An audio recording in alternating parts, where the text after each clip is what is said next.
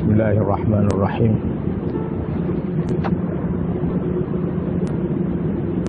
Assalamualaikum warahmatullahi wabarakatuh.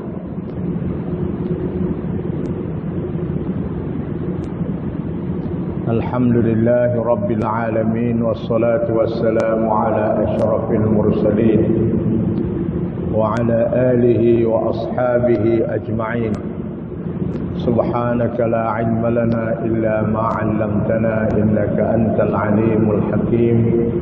Rabbi shrah li sadri wa yassir li amri wahlul 'uqdatam min lisani yafqahu qawli wa ma tawfiqi illa billahi alayhi tawakkaltu wa huwa rabbul 'arsyil 'azim.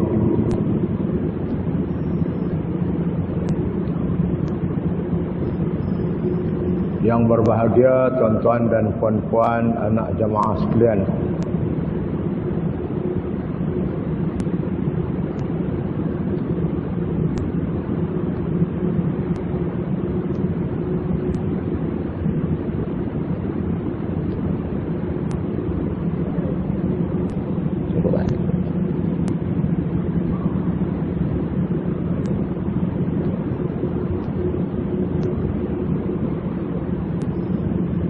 InsyaAllah pada malam ini kita akan meneruskan pengajian kita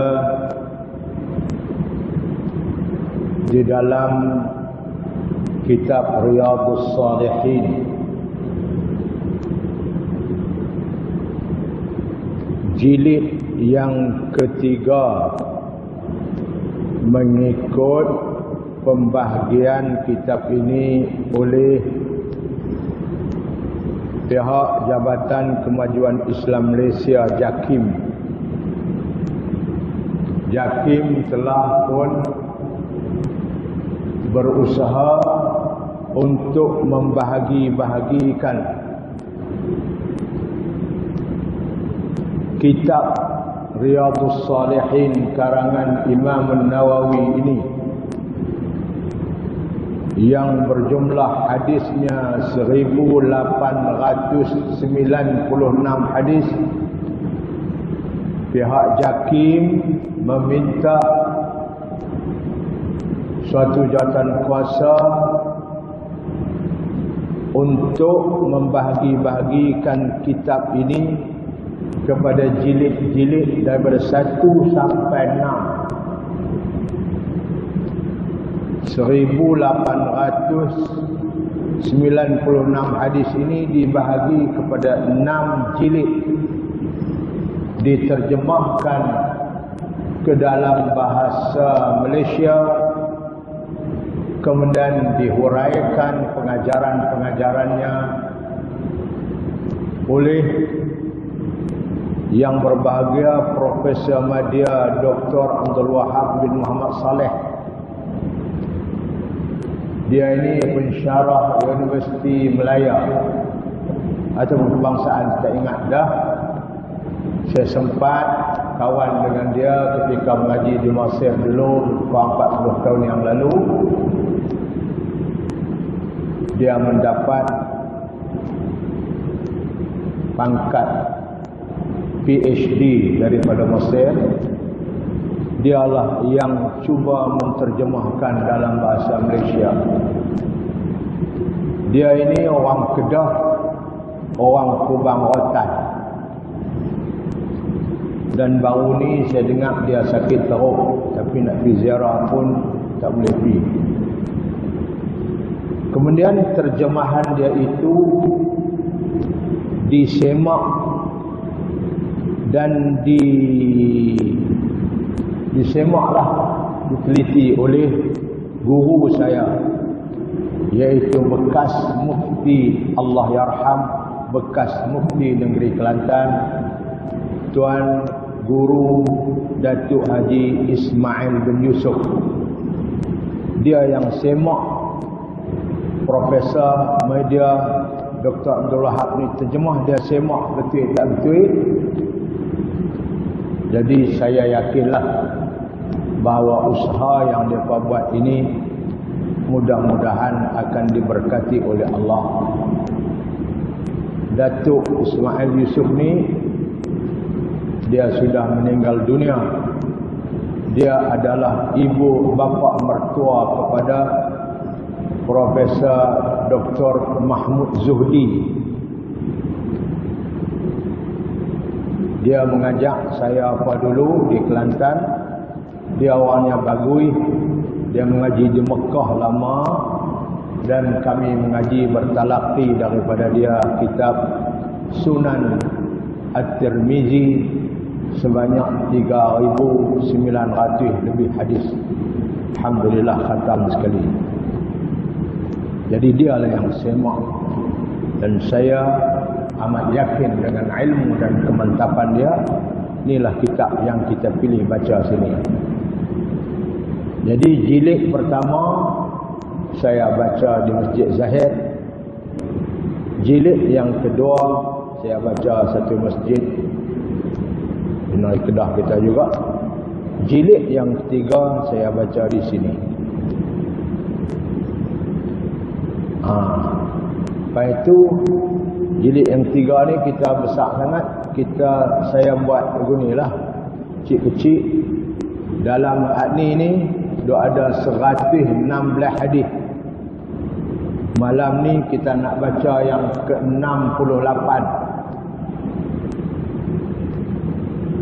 Kalau nak habis 116 ni baru kita 68. Tuan-tuan tahu kita baca ni lama mana dah?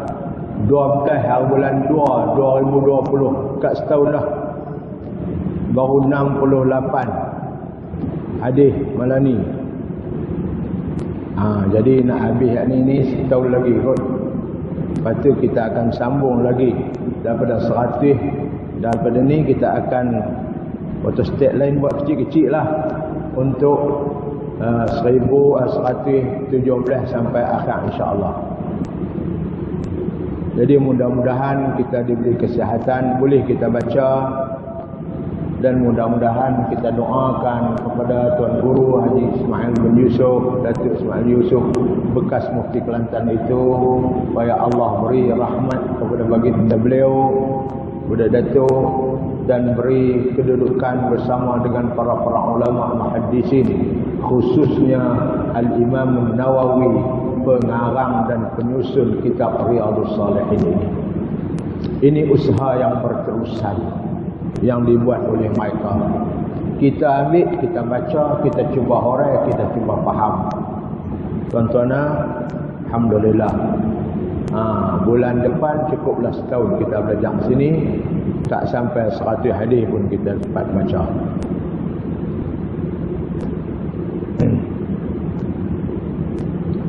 InsyaAllah saya diminta mengajak juga di satu masjid malam besok bawa nak mula, iaitu Masjid Al-Umrah. Saya akan baca Riyadhus Shalihin juga, tapi jilid yang ke-5. Di sini jilid yang ke-3. Masjid Zahir jilid yang pertama. Jilid yang kedua satu masjid di Kedah kita juga. Jilid yang ketiga sini. Keempat insya-Allah di Sungai Petani. Kelima saya akan baca di Masjid Al-Umrah. Ada lagi masjid-masjid yang tunggu saya pergi. Saya pun tak apa nak larat dah. Tak apalah tuan-tuan pun. Apa pun kita nak baca lah setakat yang kita mampu. Mudah-mudahan Allah beri kepada kita, orang kata, ilmu bagi memimpin kita dalam perjalanan kita untuk menuju ke akhirat Allah Subhanahu wa taala.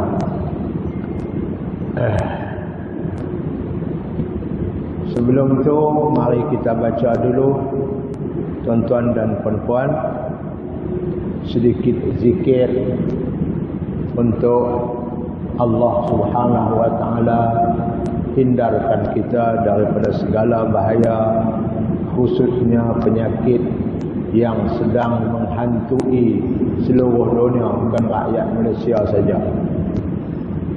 Bismillahirrahmanirrahim. Ikut tuan-tuan sikit-sikit. Tahassantu bidzil izzati wal jabarut wa'tasamtu birabbil malakut wa tawakkaltu 'alal hayyil ladzi la yamut isrif 'anna al-adha innaka 'ala kulli shay'in qadir.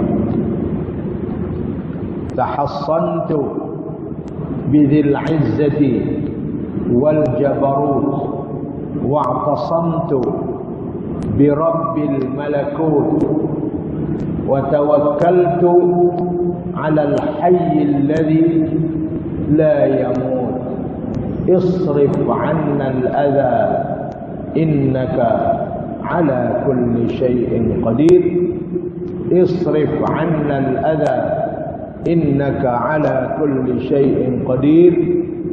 Isrif 'anna al-adha innaka 'ala kulli shay'in qadir. Yang kedua, salawat al-faraj. Allahumma salli salata jalalin wa sallim salama jamalin ala hadrati habibika sayyidina Muhammadin waghshahu Allahumma binurika kama ghashiyathu sahabatut tajalliyat fanazara ila wajhikal karim wa bihaqiqatil haqa'iq kallama maulahul azim alladhi a'adahu min kulli su'. Allahumma farrij karbana kama wa'adta. Allahumma farrij karbana kama wa'adta. Allahumma farrij karbana kama wa'adta. Amman yujibul muttarra idza da'ahu wa yakshifus su'a wa ala alihi wa sahbihi amin. Ini dia panggil salawat faraj. Kita dapat ijazah daripada tuan guru kita yang datang tahun 2018 dulu, Dr. Ahmad Anwar Hashim, seorang pakar hadis Nabi di Mesir. Dia mai diijazahkan salawat ni kat kita, yang dia terima daripada guru dia Imamul Akbar Syekh Abdul Halim Mahmud. Hari Jumaat lepas saya mengajak pagi-pagi kuliah duha lah. Hari Jumaat minggu pertama di Masjid Pendang. Saya duk bacalah salawat ni. Orang perempuan ramai, orang lelaki pun ramai juga lah. Ramai lah. Orang perempuan ramai lagi. Saya duk ajak salawat ni lama dah duk baca. Lepas saya mengajak, seorang perempuan mai jumpa saya, dia duduk di meja. Datuk, nak tanya sikit, boleh? Boleh tak kalau saya kata saya nak bertawassul dengan salawat ni untuk mengubat penyakit saya ke apa, boleh tak? Saya kata boleh. Bertawassul ni tak sebut tak apa, kita ingat dalam hati kita. Kita bertawassul dengan salawat ni untuk sesuatu hajat kita. Bertawassul ni maknanya kita menggunakan dengan berkat salawat Nabi ni untuk sesuatu hajat kita. Itu makna tawassul. Nah, tawassul ni, nah, kita bertawassul dengan Quran surah Fatihah. Kita bertawassul dengan Quran surah Yasin. Kita bertawassul dengan Quran surah Kahfi. Kita bertawassul dengan Quran surah Taba untuk sesuatu hajat kita. Boleh? Boleh Datuk ni? Saya kata boleh. Jadi saya ucap terima kasih banyak-banyaklah kat Datuk, syukur pada Allah. Awak, saya duk baca salawat ni,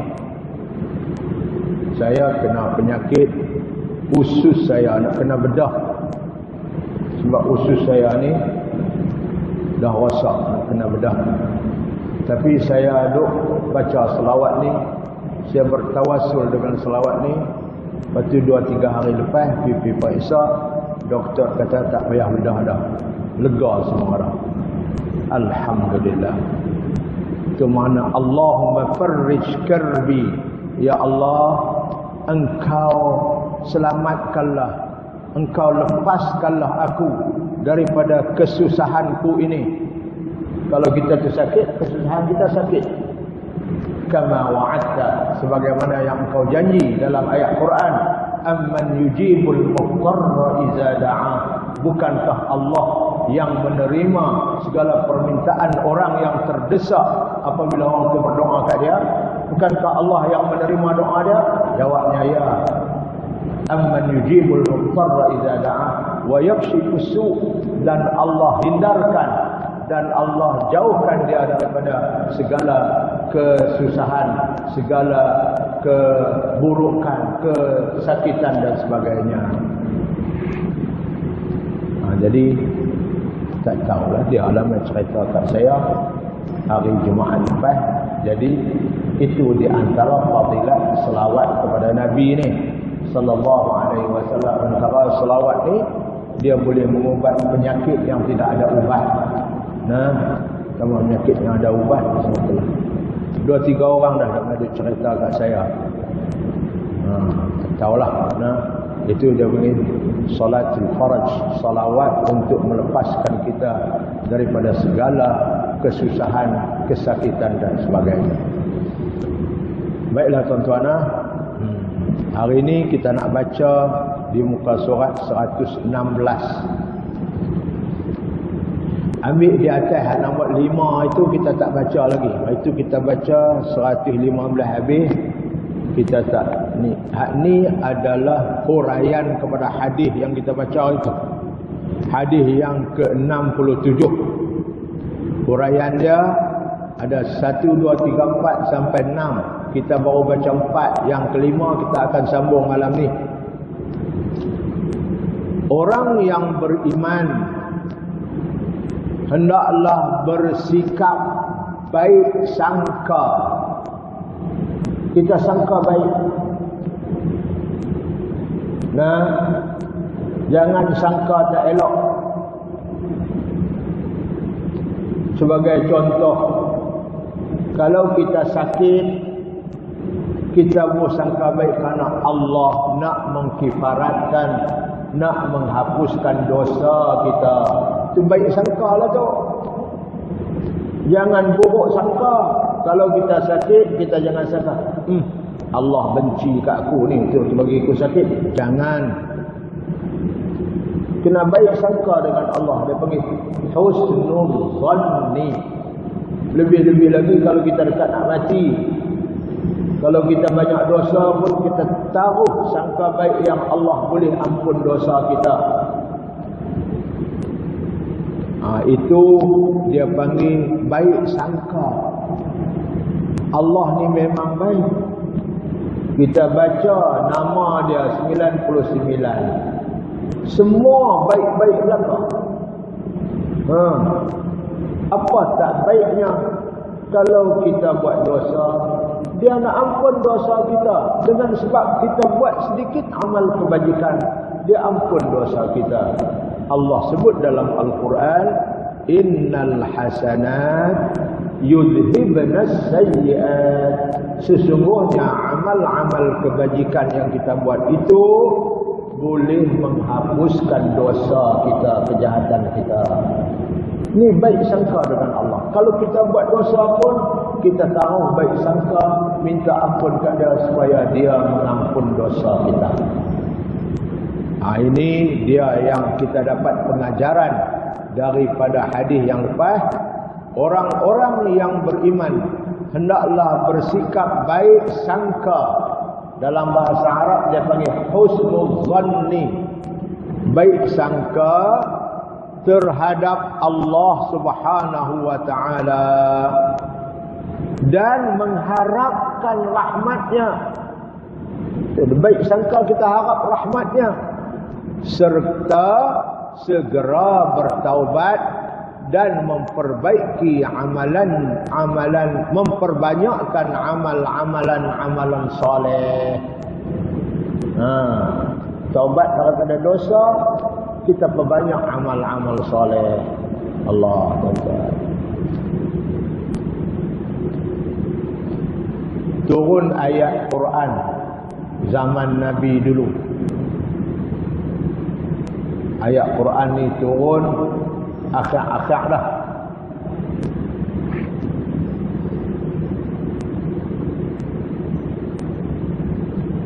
Akhir lah dalam hidup Nabi ni.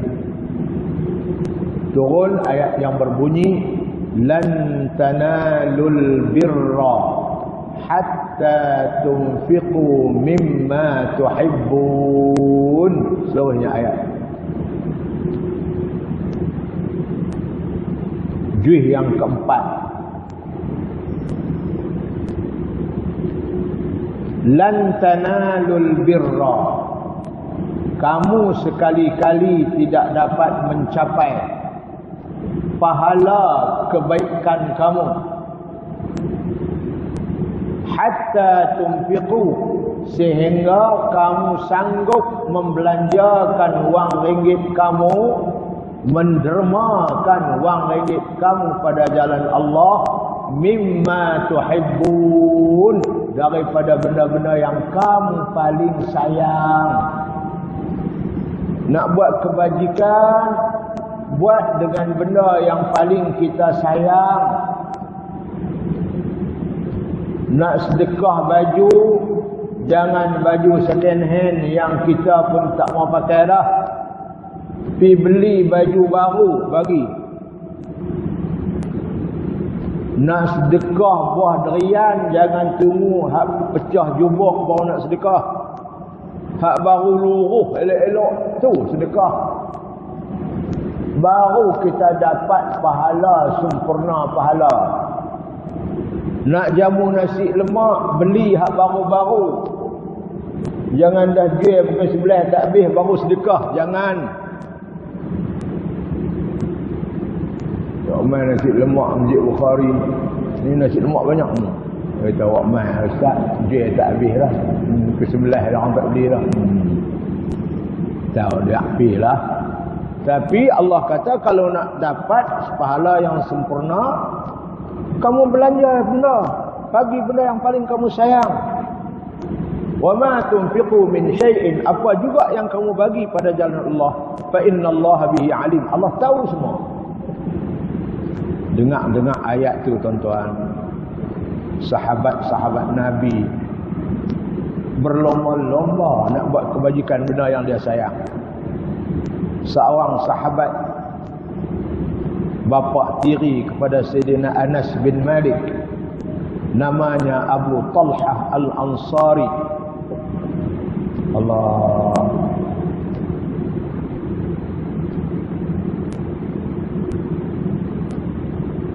Dia pergi kat Nabi, ya Rasulullah, saya nak beramal dengan ayat yang turun kemarin ni. Saya nak bagi, nak buat pada jalan Allah. Ini benda yang paling saya sayang sekali. Apa dia Abu Talhah? Saya ada kebun tamar, kebun kurma di Madinah ni. Banyak juga sana sini. Tapi yang saya sayang sekali ya Rasulullah, kebun kurma saya yang bernama Bayruha. Itulah paling sayang sekali. Dianya duduk tepi masjid Nabi. Tanahnya cukup subur. Dalamnya ada telaga yang mengeluarkan air yang cukup jernih. Nabi pun selalu duduk minum air telaga tu. Duduk tepi masjid Nabi. Dia kata, ya Rasulullah, hak inilah saya paling sayang sekali. Pokok-pokok tamarnya pun muda-muda. Sekarang saya nak wakafkan dia fi sabilillah. Terus beramal. Ayat turun kemarin, beramal terus hari ini. Nabi kata apa kat dia? Bakhin ya Aba Talha. Beruntunglah kamu. Beruntunglah kamu wahai Abu Talha. Sebab apa? Sebab kamu buat kebajikan, kamu memberi pada jalan Allah tanah kebun kurma yang paling kamu sayang sekali. Fa innallaha qad qabila minka. Allah terima sedekah kamu ini dan derma kamu ini. Allah dia berlega. Kemudian Nabi kata, wahai Abu Talha, bagilah kebun kurma ini kepada adik-beradik kamu yang susah. Aku terima. Kemudian kamu bagi kepada mereka yang susah. Pertama sekali mereka memerlukan bantuan. Yang kedua untuk mengeratkan hubungan silaturahim. Allah. Dia pun bagilah ke adik-beradik dia yang susah. Lepas dia balik, mai pulang seorang sahabat Nabi namanya Zaid bin Harithah. Zaid bin Harithah ni dia dulu jadi anak angkat Nabi. Sayyidina Khadijah bagi kat Nabi Zaid ni. Kemudian Nabi merdekakan dia Zaid ni. Nabi cukup sayang kat dia. Kalau dia balik daripada mana-mana, dia pergi jumpa Nabi. Nabi duduk dalam rumah, Nabi pakai baju. Nabi keluar mai peluk dia. Sayang. Dulu Nabi pernah buh nama Zaid bin Muhammad. Maka turun ayat Quran, jangan ubah bin dia, jangan. Ud'uhum li'abaihim. Panggillah mereka tu dengan bin pak dia. Lepas tu Nabi tukar balik Zaid bin Harithah.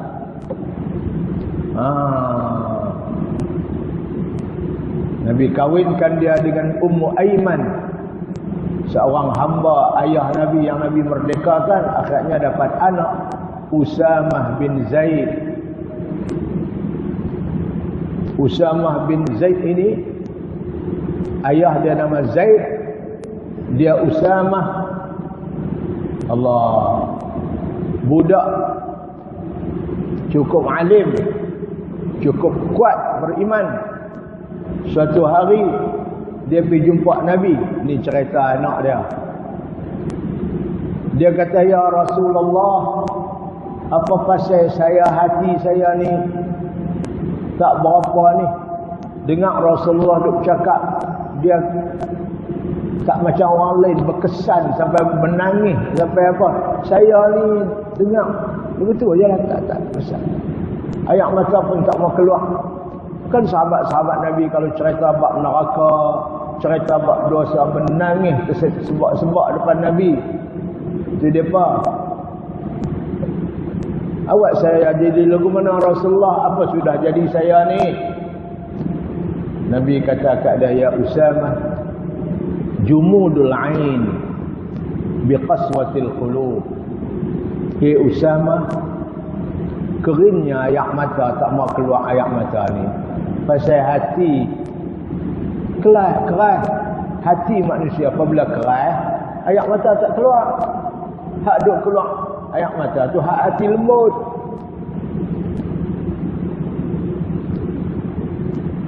Dua lelaki bini pergi tengok orang mati. Seorang perempuan mati, anak kecil umur setahun, duk teriak tepi mak dia, duk nak makan susu mak dia. Mak dia mati dah, duduk Allah. Siapa teriak dulu? Laki ke bini? Laki ada ikat kat daun ni buat tak tahu. Bini teriak sebab awat. Hati dia lembut. Dia tengok kawan ni mati, anak pergi duduk. Cuma dia budak kecil tak tahu apa. Allah. Menangis. Isak.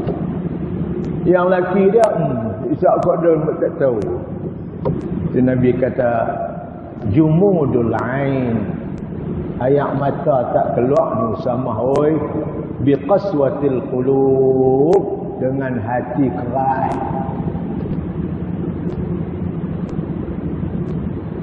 Wa qaswatul qulub, hati jadi keras ni bikasratil dzunub, dengan sebab banyak dosa. Duk buat dosa banyak, hati jadi keras. Apabila hati keras, payah terbit air mata. Orang yang hati lembut, sebut nama Allah saja, sebut nama Rasulullah, menangislah dia. Allah. Hati jadi keras, air mata tak mau terbit pasal hati keras. Hati jadi keras pasal apa? Pasal banyak dosa. Wa kasratuz dzunub, usama banyak dosa kawan orang seorang buat pasal apa? Binisyanil maut, kerana dia lupa mati. Itu yang dia buat dosa banyak tu. Kalau orang dia ingat mati, dia tak berani buat dosa. Itu step by step. Air mata tak terbit, kih dia hati keras. Hati keras, kih dia banyak dosa. Allah. Wa qaswatul qulubi bi kasratil dhunubi wa kasratul dhunubi bi hubbid dunya. Usama banyaknya dosa manusia buat. Pasal apa? Wa kasratul dzunubi, banyaknya dosa manusia buat. Binisyanil maut, kerana dia lupa mati. Wa nisyanul maut, manusia lupakan mati. Usama pasal apa? Bihubbid dunya, kerana dia cintakan dunia. Nah, sembang dengan kawan, dia kata, hang tengok aku 30 tahun lagi ni aku tak pakai kereta macam hang pakai tu, aku pakai kereta baru. Hang tengok awak ni, kelapa sawit aku baru tanam 30 tahun lagi aku senang, aku kaya. Hang tengoklah. Kawan kita tanya umur berapa dah lah? 70. 30 lagi inna lillah lawi. Duk ngangal lagi umur 70, 30 tahun lagi senang. Tak ingat kemati langsung. Dia ingat cinta ke dunia, duk ke dunia ya.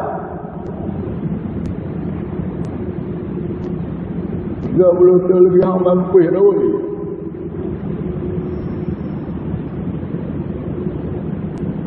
Hubbud dunya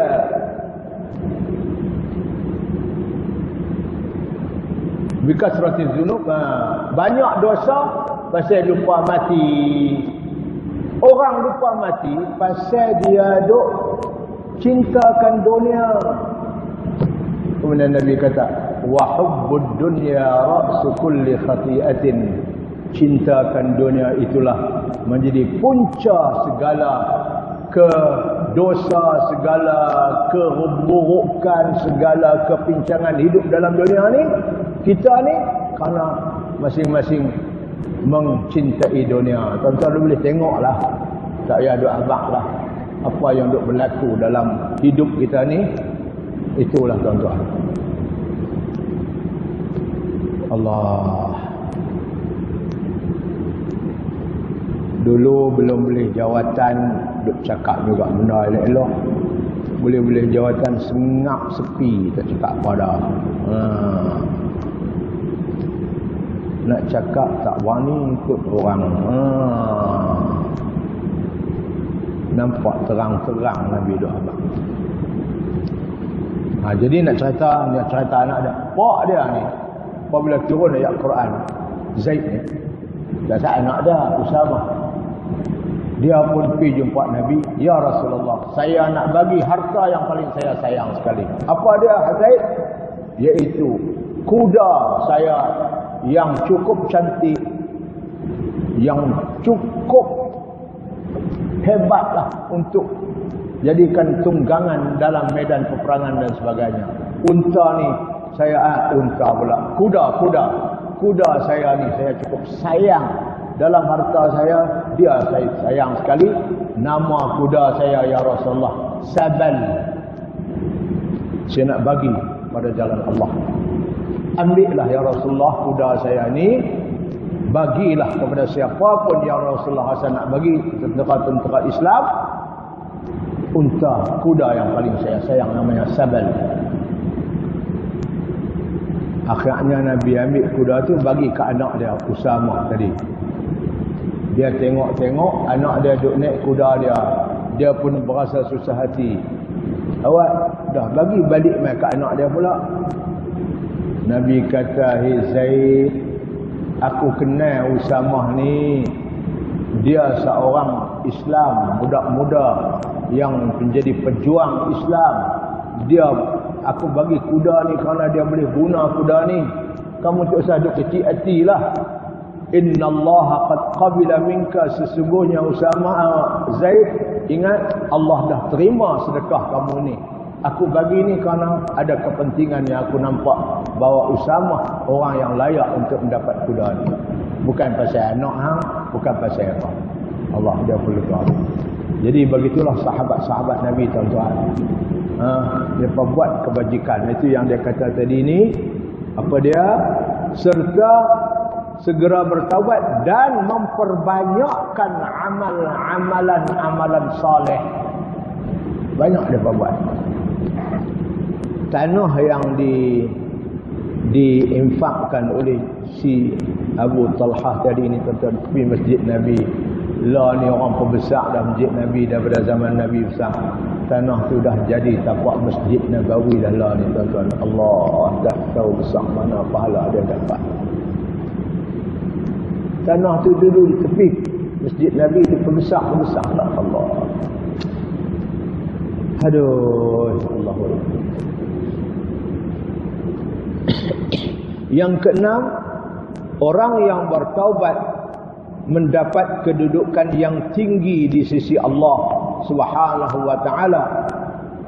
Allah redha terhadap orang yang bertaubat lebih daripada kegembiraan orang yang kehilangan binatang tunggangannya di padang yang luas dan kering kuntang.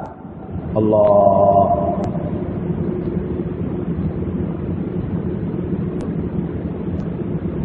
Tiba-tiba tunggangannya kembali menyerah diri. Orang tu dia duduk naik tunggangan dia padang pasir tu. Tiba-tiba dia berhenti-berhenti, dia tidur-tidur, jaga-jaga tidur, tengok unta dia hilang. Tak ada. Hilang. Kemudian dia cari-cari, dia tertidur pula. Celek-celek mata lepas tidur, tengok-tengok unta tu duduk diri tepi dia. Sonok tak sonok? Allah habis riang lah. Benda yang hilang tiba-tiba jumpa balik pun di saat-saat tengah padang pasir. Kalau unta ni tak ada, memang tak boleh balik lah. Nak naik apa balik? Tiba-tiba Allah hantar mai, bagi balik kat dia. Dia celek-celek mata lepas tidur tu, celek-celek tengok-tengok unta dia ada di tepi dia. Seronok tak seronok? Seronok bukan main. Pasal apa? Unta kembali balik kat tuan dia. Allah pun seronok terima kamu yang bertaubat lebih daripada itu lagi. Sebab kamu dah balik kepada Allah. Itulah dia pengajaran. Mari kita baca hadis 68